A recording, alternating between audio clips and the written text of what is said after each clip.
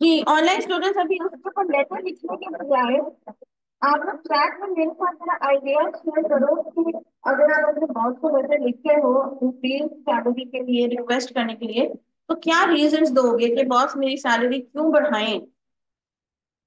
पहले idea chat में मेरे साथ शेयर करो। Half an hour we are going to work on this, and how the remaining half an hour we are going to do complete the chapter number one. Okay, good, Madunisa.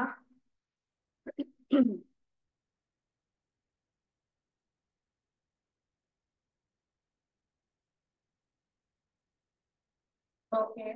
अच्छा, मुझे इसमें if I'm not wrong कि reason है ना, give your reasons, तो यानी कि एक से ज्यादा आपने रीजंस देने हैं। अच्छा, बिफोर आप लोग आगे बढ़ो, मुझे ये हैंड रेस करके बताइएगा कि किसने अभी तक पेपर डाउनलोड कर लिया है और ओपन करके अपने पेपर को देखा है।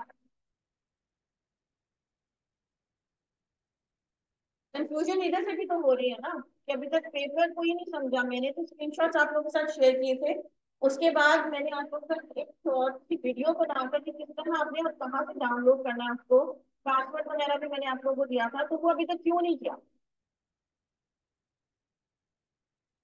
आज कर लीजिएगा, मैं आपको मैसेज करके रिमाइंड भी कराऊँ, दोबारा टैग भी कर दूंगी उस वो जो मैंने वीडियो आप लोगों के साथ शेयर की थी ताकि वो ज्वाइन कर। जी, नए बच्चे आप लोग बताइएगा, लेफ्ट साइड पे बॉयज आप लोगों ने डाउनलोड किया है पेपर। आप लोगों के साथ मैंने दोबारा चेक किया था कि नए बच्चे आए थे, उसकी वीडियो को कहाँ से डाउनलोड करते, तो बच्चे वो करना है ताकि आप लोग पेपर ओपन करके देखो कि आप पेपर में आना क्या है, क्योंकि फर्स्ट क्लास में हमने स्क्रीन शॉट कर उसके मैं पेपर को अपना नाम नहीं कर सकती थी आप लोगों के साथ। तो आप लोग प्लीज सारों को मैं रिक्वेस्ट कर रही हूँ कि अपना डाउनलोड कर लीजिए, वो प्रॉब्लम आए तो मुझसे प्राप्त करें।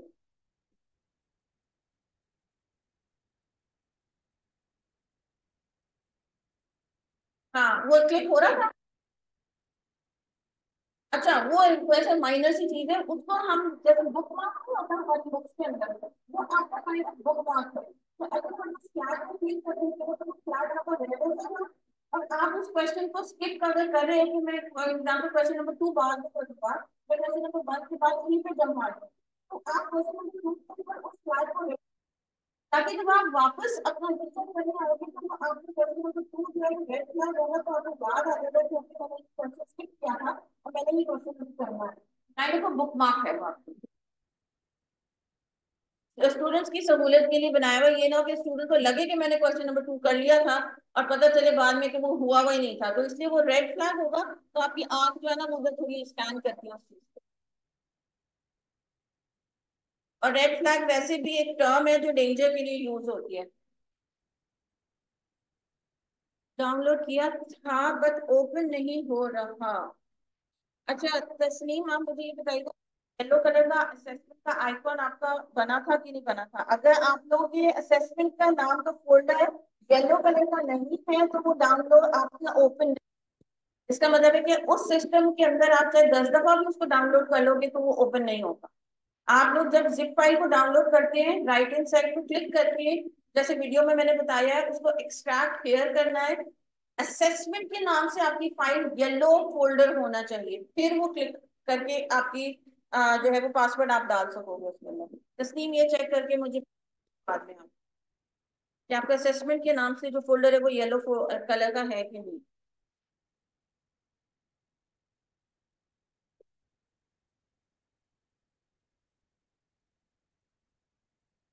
उन्होंने बंद कर दिया है।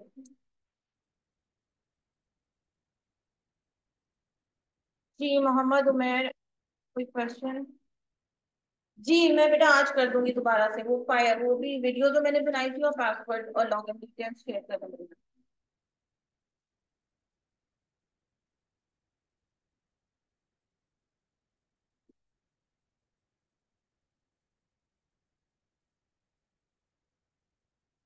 कैम्स काइंडली अपने please.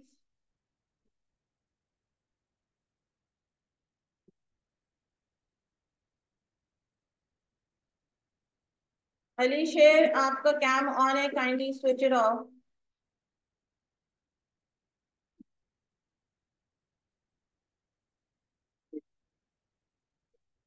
No no, one page.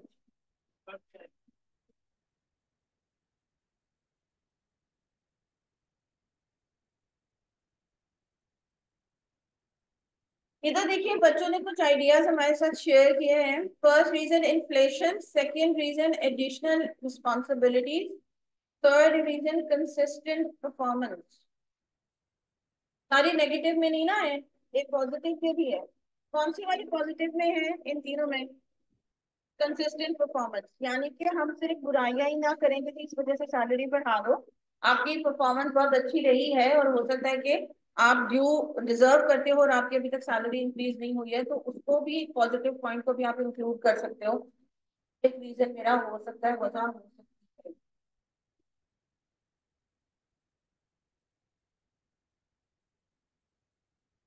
अच्छा इरफान, अब मुझे आपके बच्चों का चेक करना होगा, काम के लिए मुझे उतारना होगा।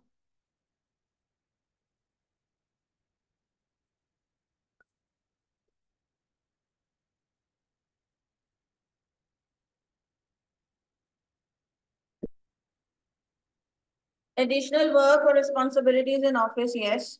कि आपको काम ज्यादा दिया गया है, एडिशनल रिस्पॉन्सिबिलिटी दी गई है, तो उसकी सैलरी थी तो आपकी मिलनी चाहिए। Good point.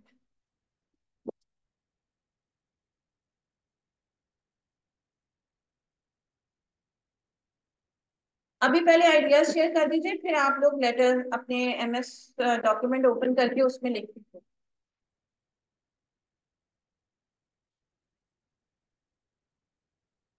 नहीं, उसके लिए सैलरी कि आप डिमांड नहीं कर सकते हो, but if you want to learn a skill that can be beneficial for you and the company, you can request your boss कि वो कंपनी के एक्सपेंस पे आपको वो ट्रेनिंग दे दे। सैलरी इंक्रीज में नहीं डिमांड कर सकते हो आप। आपको पता चला है कि कोई स्किल सेट है ऐसा कि अगर मैं सीखता हूँ या सीखती हूँ तो मुझे और कंपनी फायदा होगा, तो आप रिक्वेस्ट कर सकते हो कि कंपनी एक्सपेंस के ऊपर मुझे वो ट्रेनिंग या वो कोर्स करवा दिया जाए। ना सिर्फ मेरा बल्कि कंपनी का भी फायदा होगा।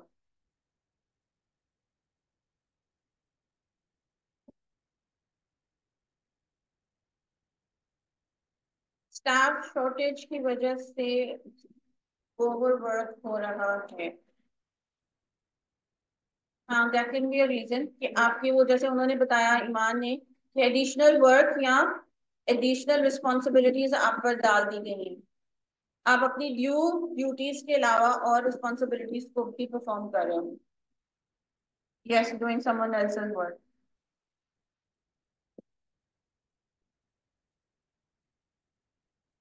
अच्छा, ऑनलाइन क्लास में बेटा 2 मिनट नहीं बल्कि 5 मिनट के लिए जरा माइक से दूर जा रही हूँ नीचे। स्टेप डाउन करके बच्चों के मुझे कुछ काम चेक करना है। I be back in 5 minutes, okay? मैं क्लास में ही हूँ वैसे। मैं अभी आ रही हूँ, पहले इन चारों को कहेंगे कि मिस पिन गायब हो गई है। जी अस्सलाम वालेकुम। ऑनलाइन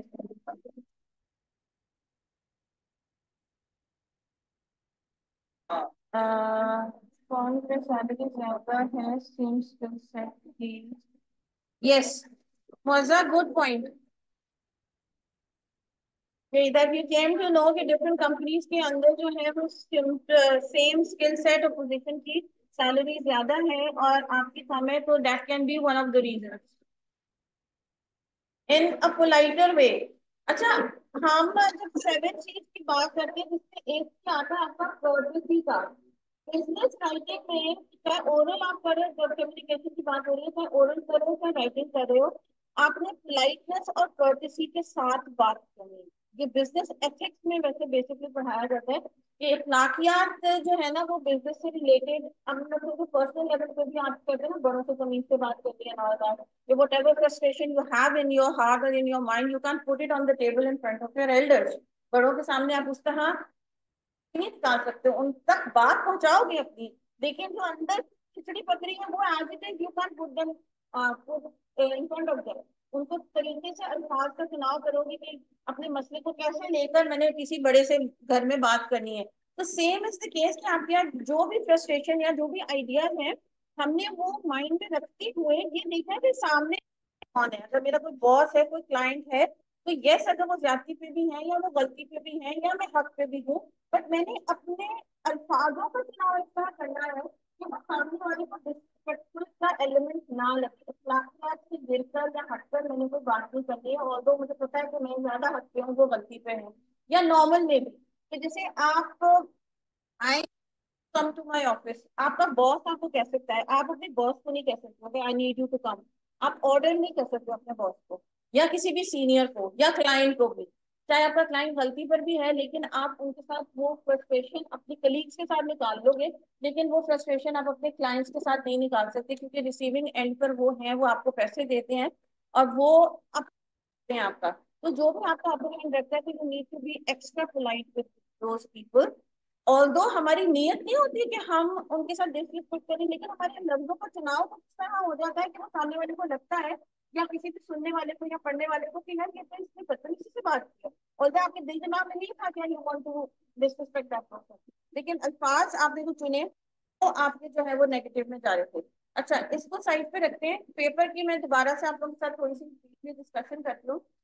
ये 4 मेजर बेटा आप लोगों के क्वेश्चंस हैं, ठीक है। 10 क्वेश्चन, आप समझो 14 में उन्होंने आप डिवाइड कर दिया कि 10 क्वेश्चन आपके होंगे एमसीक्यू के वोकैबुलरी से रिलेटेड, ठीक है। 10 सवाल दिए आपने 100 मार्क्स में से, ठीक है ना। आपके 20 मार्क्स का होगा ये 10 क्वेश्चन एमसीक्यू, जो कि होंगे वोकैबुलरी वाले क्वेश्चन में से। वो तो हमने एज इट इज वोकैबुलरी का चैप्टर खोलना और उसमें से स्टूडेंट्स ने बड़ी याद करनी है। वन ऑफ द स्टूडेंट्स को क्यों कॉल करोगे? एनी हाउ, गलती से लग जाएगा। सो 10 क्वेश्चन आपके एमसीक्यूज के हो गए, ठीक है। 11th क्वेश्चन जो आपका होगा उसके 2 पार्ट्स हैं। Part A, reading comprehension passage, जिसमें से जो हम 9, 10th और मैट्रिक में और करते आ रहे हैं, कॉम्प्रिहेंशन के क्वेश्चंस होंगे। क्वेश्चंस यहाँ हमारे एमसीक्यूज बेस्ड होंगे। तो पहला हिस्सा क्वेश्चन नंबर 11 का है कि आपने रीडिंग पैसेज करना है और आपने 10 एमसीक्यूज का जवाब देना, वो भी आपके 20 मार्क्स के हो गए। पार्ट बी, उसी पैसेज को पढ़ोगे और उसकी reading करनी है। वो क्या होती है वो हम जब करेंगे तो देखेंगे। समरी लिखनी है, अगर मैं इजी अल्फाजों में बताऊं कि आपने उसकी समरी करनी होगी उसी पैसेज की। अब वो समरी करने के कुछ रूल्स हैं, वो प्रेसी कहलाती है, वो हम बाद में करेंगे उसका। या वो आपको कह देंगे कि बेटा जो पैसेज अभी पढ़ा है एमसीक्यूज का, उसमें से 8 मेन पॉइंट्स को निकालो और नीचे बॉक्स में। या तो वो आपको प्रेसी राइटिंग देते हैं जो कि समरी की तरह होती है, या वो आपको कह देंगे जो पैसेज अभी पढ़ा है एमसीक्यूज के लिए, उसमें से 8 पॉइंट्स को निकालो और नीचे जो बॉक्स दिया हुआ उसमें टाइप करके 8 मेन पॉइंट्स को लिख दो। अब वो मेन पॉइंट्स कैसे ढूंढने हैं, वो जब हम रीडिंग कॉम्प्रिहेंशन पैसेज पे पहुंचेंगे तो वो हम देखेंगे कि मेन पॉइंट्स कहाँ ढूंढे जाते हैं और निशानियां क्या होती है मेन पॉइंट्स को ढूंढने की।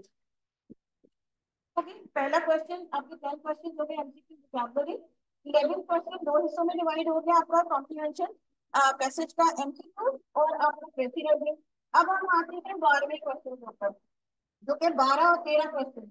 12वां है, या तो कॉज एंड इफेक्ट के ऊपर टॉपिक दिया उसके ऊपर ऐसे लिख लो, या 13वां दे रहे हैं हम आपको, इसमें ऑप्शन है कि आर्गुमेंटेटिव का ऐसे दे रहे हैं उसके ऊपर ऐसे लिखो, ठीक है।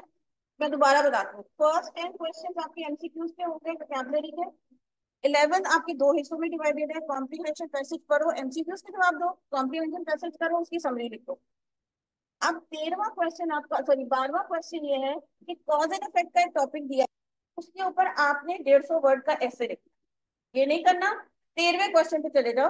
13वें क्वेश्चन के ऊपर आपको आर्गुमेंटेटिव राइटिंग का टॉपिक दिया हुआ है, उसके ऊपर आर्गुमेंटेटिव ऐसे लिख लो 150 वर्ड का। 12 और 13 में से कोई एक करना। सिर्फ इसी क्वेश्चन में ऐसे में ही आपको सिर्फ ऑप्शन है, या 12 कर लोगे या 13वां कर लोगे, यानी कि या कॉज एंड इफेक्ट के ऊपर ऐसे लिखोगे या आर्गुमेंटेटिव पे, दोनों पे नहीं लिखना। प्लीज माइंड में रखना, एक पे लिखना है, टाइम ही नहीं होगा इतना।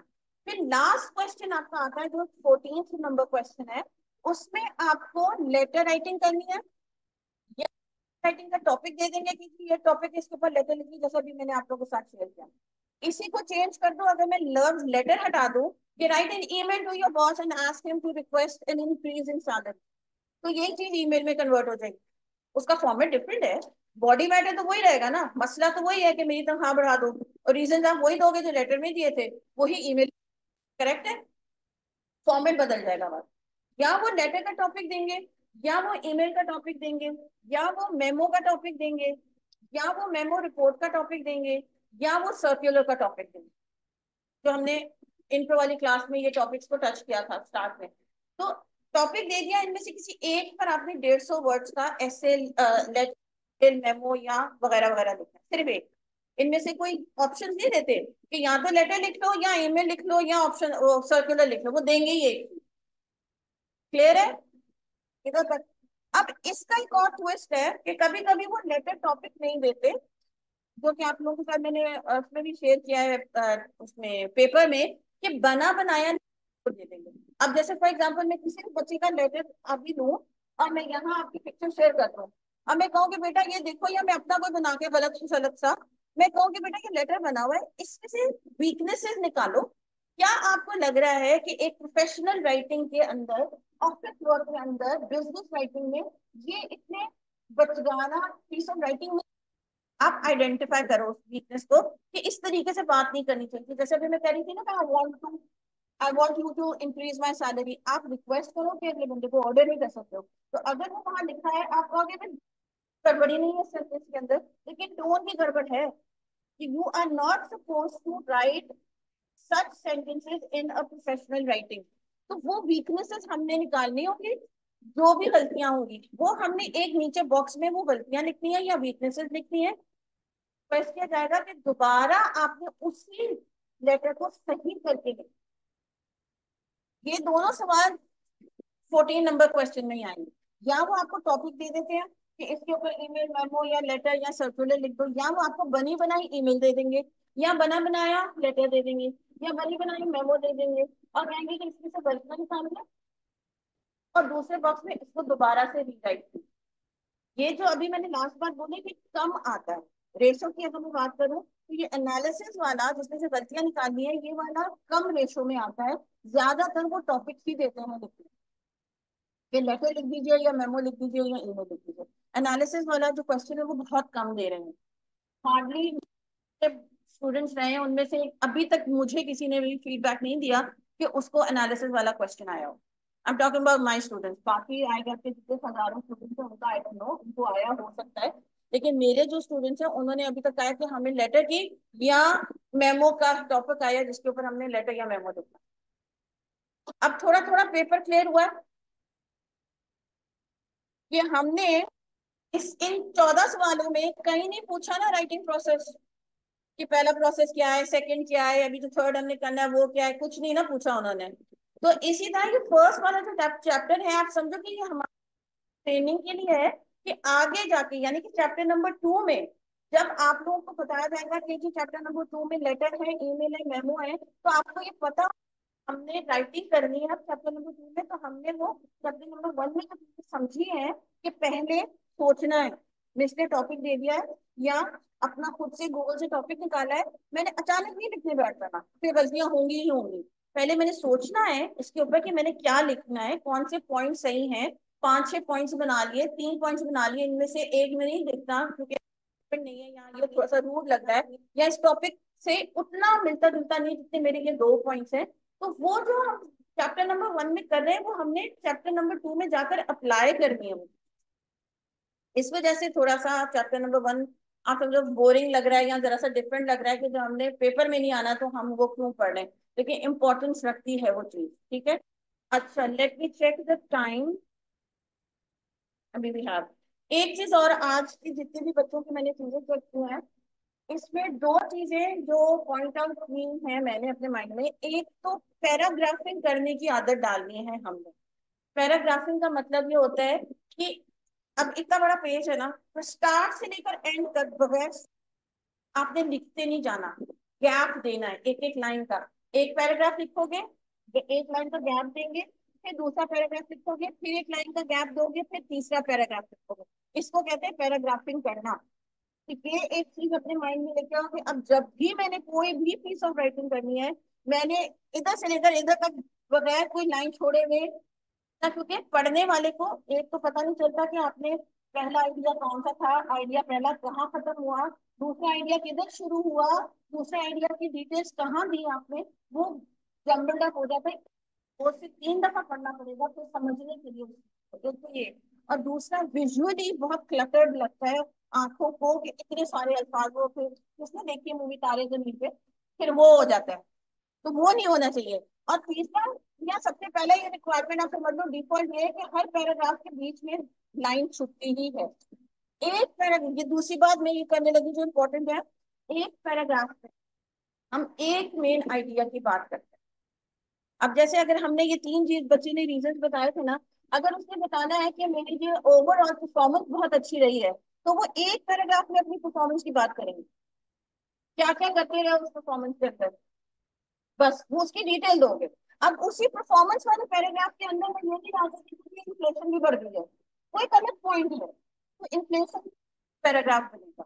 मैं रिस्पॉन्सिबिलिटीज मेरे ऊपर एक्स्ट्रा आ गई है भाई, शादी हो गई है, ठीक है ना, तो बीवी आ गई है या मियाँ आ गया या जो भी है, तो वो एक अलग पॉइंट है, तो वो हम ना इन्फ्लेशन में डाल सकते हैं, ना ही हम वो उसमें डाल सकते हैं कि जी मैं काम बहुत अच्छा करता हूँ, वो कहेंगे कि आपके काम से आपकी शादी का क्या ताल्लुक है।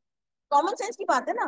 तो फिर वो कहेगा अच्छा ओहो इधर ये शादी की, अच्छा फिर क्या होता है वो रीडर इधर का उधर, तो हमने रीडर को इधर का उसको अपने ट्रैक पे चलाना है, अपने रीडर के लिए आसानियां पैदा करनी है। इस वजह से हमारी राइटिंग ऐसी होनी चाहिए, अगेन वही बात कि रीडर के लिए हम बना रहे हैं, कॉमन सेंस तो होना ही चाहिए, साथ में ये भी कि रीडर एक नॉर्मल रीडर को भी प्रॉब्लम ना हो कि वो भूल भुलैयों में कहीं खो जाए और मेल सा बन जाए और फिर उसमें से खुद ही आइडियाज निकाल रहे हो कि अच्छा शायद ये कहना चाह रहे थे या ये कहना चाह रहे थे।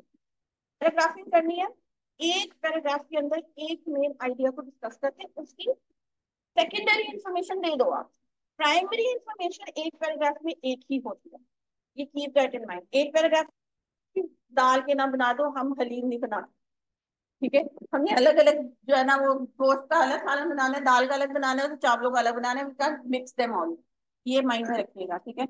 आई डोंट नो, मुझे किचन से रिलेटेड ज्यादा एग्जाम्पल्स आते हैं, सॉरी पॉइंट्स, क्योंकि वो ऑब्वियसली मैं फील, कुछ कुछ क्लियर हुई है चीजें, ओके। और जब जब नहीं होती है तो प्लीज डू एड्रेस, हम इधर समझाने के लिए हैं, आप लोग समझने के लिए, जहां कंफ्यूजन हो रही है तो लिंगर ऑन नहीं करो कि हाँ समझ में आ गया, ये मैं अपने बच्चों को भी घर में बोलती हूँ, जो चीज अगर नहीं अप्रोप्रिएट लग रही है तो वो एडजस्ट करो, क्योंकि I am open to that kind of discussion, I am mother के बच्चों के साथ में हर चीज डिस्कस करती हूँ, they are very close to me. तो इस तरह नहीं फील लेके आना कि टीचर है पूछ लिया तो बुरा मानेंगे, नहीं बुरा तब मानूंगी तो नहीं पूछोगे।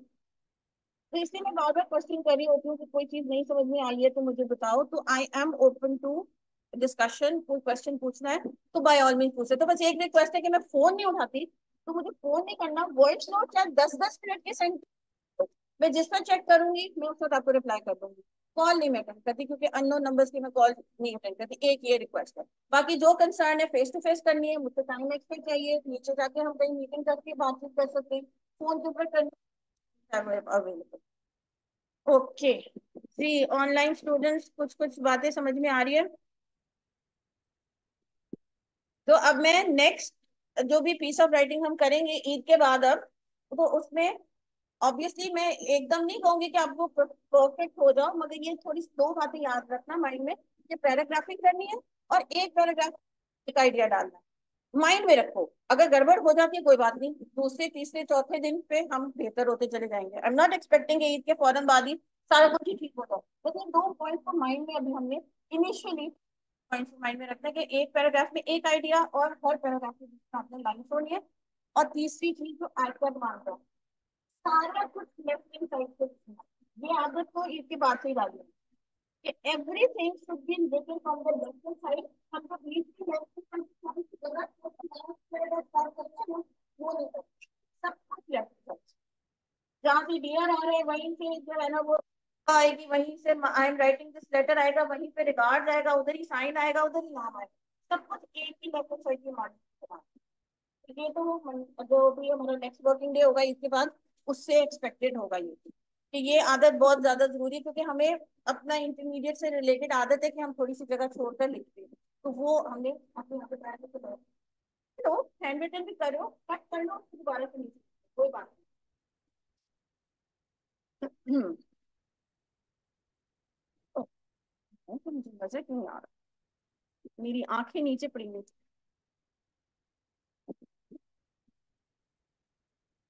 अच्छा जी, वी हैव 5, तो हम 5 मिनट्स में रैप अप करते हैं। ये आप समझो कि हमारा थर्ड प्रोसेस है,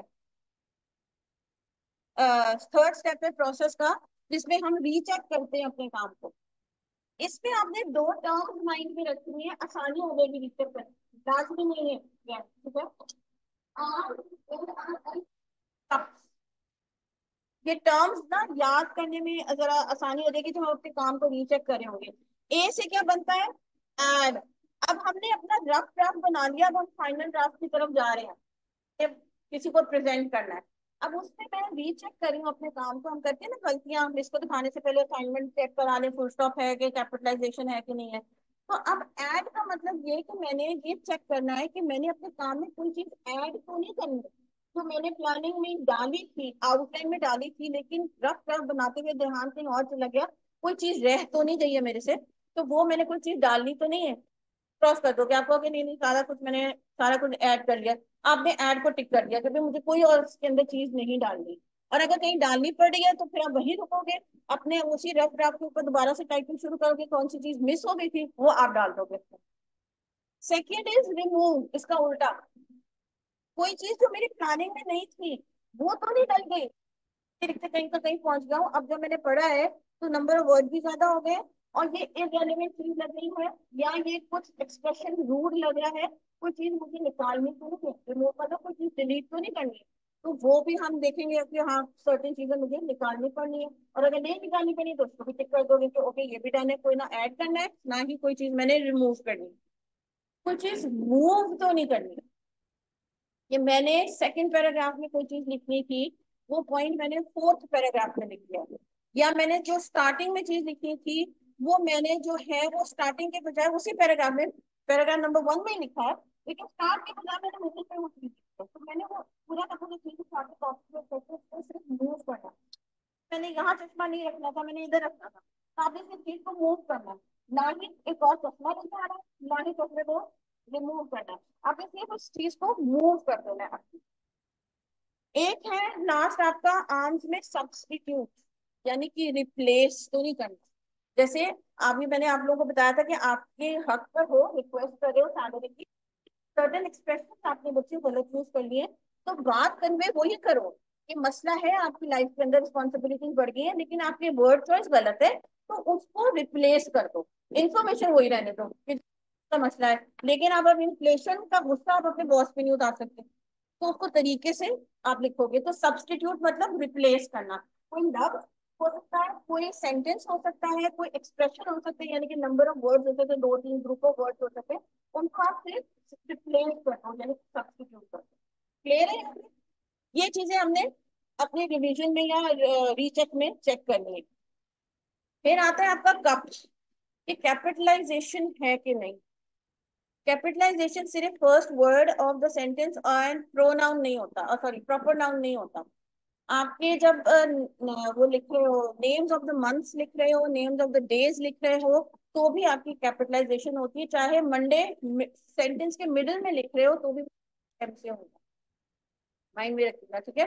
तो कैपिटलाइजेशन की गलती तो नहीं मैंने कहीं कर दी है। दूसरा, जो मैं वर्ड यूज कर रहा हूँ वो यहाँ अप्रोप्रिएट है कि नहीं। अंग्रेजी के लफ्ज जो है वो मल्टीपल मीनिंग्स कन्वे करते हैं, ठीक है। तो वो जो लफ्ज मैंने समझा कि वो यहाँ ठीक है, वो वर्ड चॉइस सही है कि नहीं है।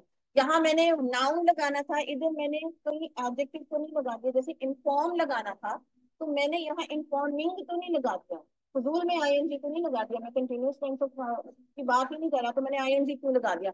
तो मैंने फॉर्म तो गलत नहीं लगा दिया, मैंने जो है फॉर एग्जाम्पल स्पेंड लगाना था, मैंने स्पेंड लगा दिया, टेंस को गलत नहीं लगा दिया। तो मेरी जो वर्ड का इस्तेमाल है, जो यूजेज है, वो मैंने कहीं गलत तो नहीं कर दिया, वो आपने चेक करनी है।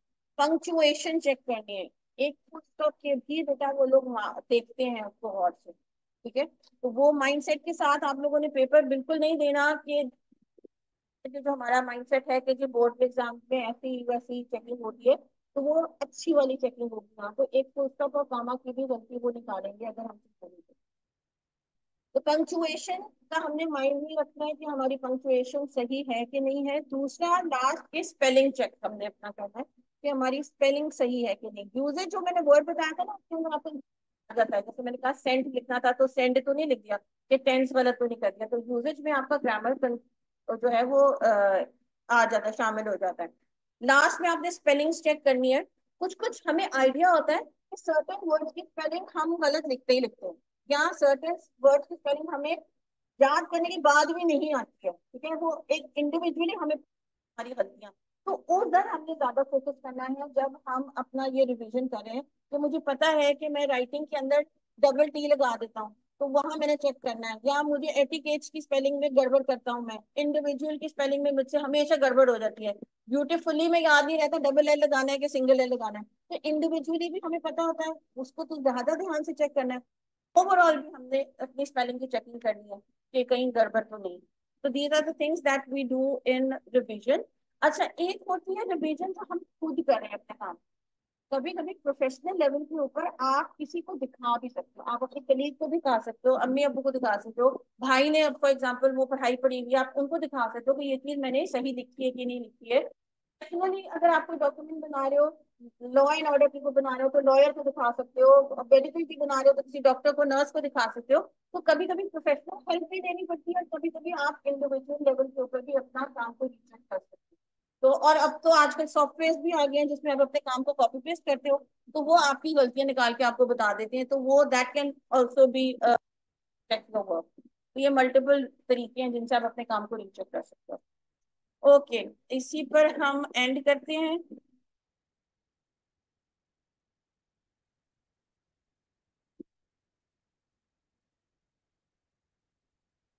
ये बेटा इंशाल्लाह हम ईद के बाद करेंगे। सदफ, आपका जो क्वेश्चन है कि क्या लिखते हैं एग्जामिनेशन हॉल वगैरह, ये हम इंशाल्लाह जब चैप्टर नंबर 2 स्टार्ट करेंगे ना, तो उसमें पहला हमने लेटर ही करना है। उसमें हम फॉर्मेट को ही डिस्कस करेंगे इंशाल्लाह। आज मैंने सिर्फ इसलिए लिखवाया था कि मैं ये देखना चाह रही थी कि आप लोग स्पेसिंग दे रहे हो, पैराग्राफिंग सही कर रहे हैं, लैंग्वेज वगैरह सही है कि नहीं है, वो इस वजह से मैंने ये आज एक्टिविटी की थी। चलिए इंशाल्लाह अब ईद के बाद मुलाकात